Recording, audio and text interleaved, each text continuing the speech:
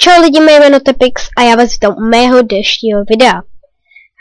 Včera jsem nevydal video, ani předevčírem, protože nevím, prostě jsem nějak neměl čas na natáčení, fakt se omlouvám.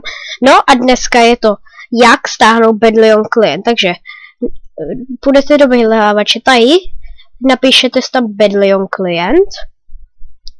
Až se vám to načte, tak kliknete na Bedlion Client a Better Free Minecraft Experience. Na to kliknete. Až se vám to načte, tak tady máte buď pro stažení Windows, MacBook nebo nevím, já mám teda Windows, takže dám Windows. Tady dáte Recommit Download.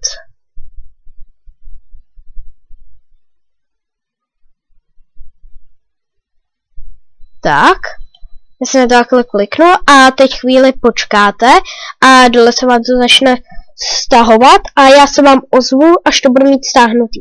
Tak jo lidi, až se vám to stáhne, tak na to jednou kliknete.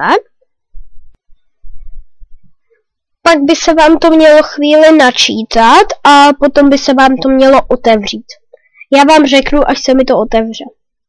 Až se vám to načte, tak vám to tady chcete této aplikaci povolit, aby prováděla na vašem zařízení. Dejte ano. Teď si chvíli počkáte, zase se vám bude načítat a tak se vám to nainstaluje. Pak tady dáte souhlasím a tady máte tady to a dáte instalovat. Až se vám to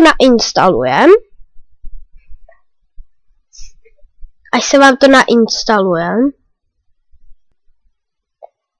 tak dáte dokončit.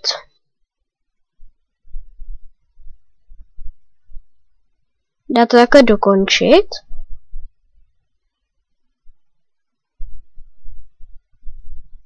Teď se vám to bude chvíli načítat. Nebo teda aspoň mě to načítá, nevím jak vám, ale mělo by se vám to chvíli načítat. Pak zase dáte řízení, chcete této aplikaci, aby povolit, aby prováděla ve vašem zařízení změny. Já dám taky ano, dejte ano.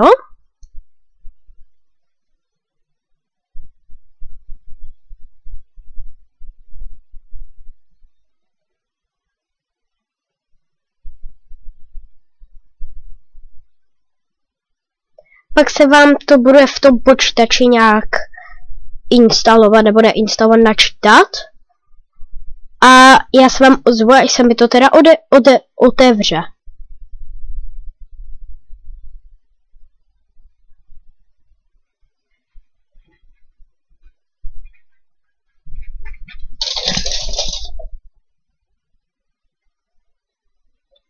Tak jo lidi, pak se tady takhle přihlásíte a já vám řeknu, až budu přihlášený.